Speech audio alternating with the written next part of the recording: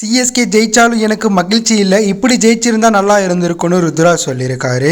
இது மட்டும் நடந்திருந்தா நாங்கள் ஜெயிச்சிருப்போம், சிஎஸ்கே தோத்துருக்கோங்கன்னு சூரியகுமார் யாதவ் தோல்விக்கு பிறகு பேசியிருக்காரு.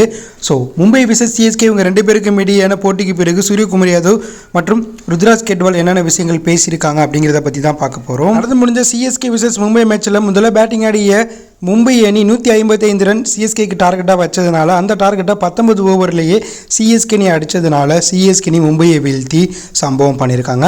தொடர்ந்து 5 முறை மும்பையை வீழ்த்தினது மட்டும் இல்லாமல் மும்பை அணி கடந்த 12 வருடமாக அவங்க விளையாண்ட முதல் ஐபிஎல் மேட்ச்சில் தோத்த அணி அப்படிங்கிற மோசமான சாதனை படைச்சிருக்காங்க.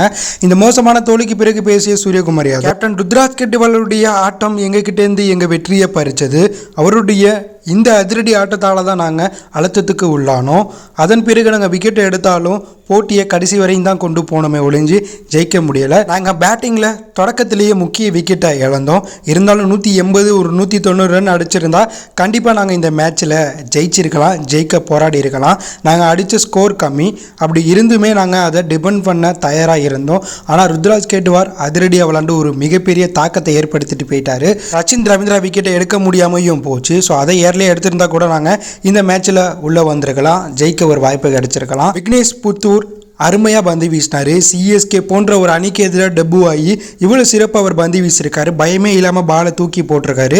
ஸோ மும்பை அணி எப்போதுமே ஒவ்வொரு வருடமும் ஒரு திறமையான வீரர்களை கண்டுபிடிச்சு வெளில கொண்டு வருவாங்க. அந்த வகையில் இந்த வருடம் அவரை கொண்டு வந்திருக்காங்க. கண்டிப்பாக அவர் மேலே எங்களுக்கு நம்பிக்கை இருக்குது, அவர் இன்னும் நிறைய விஷயங்கள் பண்ணுவார்னு நான் நினைக்கிறேன்னு சூரியகுமார் யாதவ் சொன்னார். மேலும் அணி காம்பினேஷனில் ஒரு சில குழப்பங்கள் இருக்கிற மாதிரி தெரிஞ்சாலும் 2 முக்கிய வீரர்கள் கூடிய விரைவாக எங்கள் அணியில் இணைவாங்க. ஸோ அதன் பிறகு எங்கள் அணி இன்னும் பலமாயிரும். ஸோ முதல் மேட்ச்சில் தோக்கிறது வழக்கமானாலும் இதற்கப்புறம் நாங்கள் கம்பேக் ஆகும், கண்டிப்பாக இந்த வருடம் எங்களுடைய பெஸ்ட்டை கொடுப்போன்னு சூரியகுமார் யாதவ் தோல்விக்கு பிறகு பேசிட்டு போயிருக்காரு. அடுத்ததான் வெற்றிக்கு பிறகு பேசிய ருத்ராஜ் கெட்வால், நான் அவுட் ஆனதுக்கு பிறகு எனக்கு டென்ஷன் அதிகமானுச்சு, சில போட்டிகள் இப்படி க்ளோஸாக போய் முடியும், இந்த போட்டியில் வெற்றி பெற்றது மகிழ்ச்சி, ஆனால் இந்த வெற்றி கொஞ்சம் சீக்கிரம் கிடச்சிருந்தா நல்லா இருந்திருக்கும், இன்னும் ஃபாஸ்ட்டாக போட்டியை முடிச்சிருந்தா ரன் ரேட் கரெக்டாக இருந்திருக்கும். ஸோ அதுதான் நான் நினச்சேன், அதனால தான் நான் அதிரடியாக விளாண்டேன், ஆனால் அது பண்ண முடியாமல் போச்சு. அடுத்ததாக ருத்ராஜ்கிட்ட ஏன் நீங்கள் 3வது ரன்னில் விளாண்டிங்கன்னு கேட்டதுக்கு, நான் 3வது ரன் வீரராக களமிறங்க காரணம் அணியோடைய பேட்டிங் ஆர்டரை சமப்படுத்த தான்.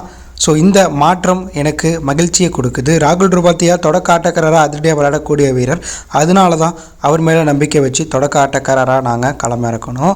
எங்கள் அணியுடைய சுழல்பந்து வீச்சாளர்கள் இன்றைக்கி சிறப்பாக பந்து வீசினாங்க. நாங்கள் ஏலத்தில் சிறந்த சுழல்பந்து வீச்சாளர்களை அதிகமாக தேர்வு பண்ணி வச்சுருந்தோம். ஸோ தற்போது அது எங்களுக்கு கை கொடுத்துருக்கு. ஸோ சுழல்பந்து வீச்சாளர்கள் அனைவருமே சேப்பாக்கம் மைதானத்தில் நாங்கள் பயன்படுத்தோன்னு நினைக்கிறேன். ஸோ அது எனக்கு மகிழ்ச்சியை தருது. கலீல் அகமது அனுபவம் வாய்ந்த வீரர், அவர் இன்றைக்கி சூப்பராக விளாண்டார். நூர் அகமது சிஎஸ்கேனுடைய எக்ஸ் ஃபேக்டர்னு சொல்லணும், அந்தளவுக்கு சிறப்பாக பந்து வீசினார். அஸ்வின் அணியில் இருக்கும்போது எதிரணிக்கு எப்போதுமே அச்சுறுத்தல் தான். டோனி கடந்த ஆண்டை விட இந்த ஆண்டு மிகவும் இளமையாக இருக்காரு, அவருடைய உடல் தகுதி சிறப்பாக இருக்கு அப்படின்னு ருத்ராஜ் கெட்வால் வெற்றிக்கு பிறகு கெத்தா பேசிட்டு போயிருக்காரு. ராகுல் ட்ரிபாத்தியா தொடக்க ஆட்டக்காரராக வரது அணியுடைய பேட்டிங் ஆர்டரை சமப்படுத்ததான்னு ருத்ராஜ் சொல்லியிருக்காரு. அதே போல் போட்டியை இன்னும் சீக்கிரம் முடிச்சிருக்கணும்னு ருத்ராஜ் சொல்லியிருக்காரு. இதை பற்றி என்ன நினைக்கிறீங்க? ஸோ மும்பை கம்பேக் ஆவாங்களா, மும்பை சிஎஸ்கே இந்த வருடம் பிளே ஆஃப் ஆவாங்களா அப்படிங்கிற கருத்தை கமெண்ட்ல லீவ் பண்ணுங்கள். இதில் பிடித்திருந்தால் லைக் பண்ணுங்கள், ஷேர் பண்ணுங்கள், கமெண்ட் பண்ணுங்கள், மறக்காம நம்ம சேனலை சப்ஸ்கிரைப் பண்ணி ஃபாலோ பண்ணுங்கள்.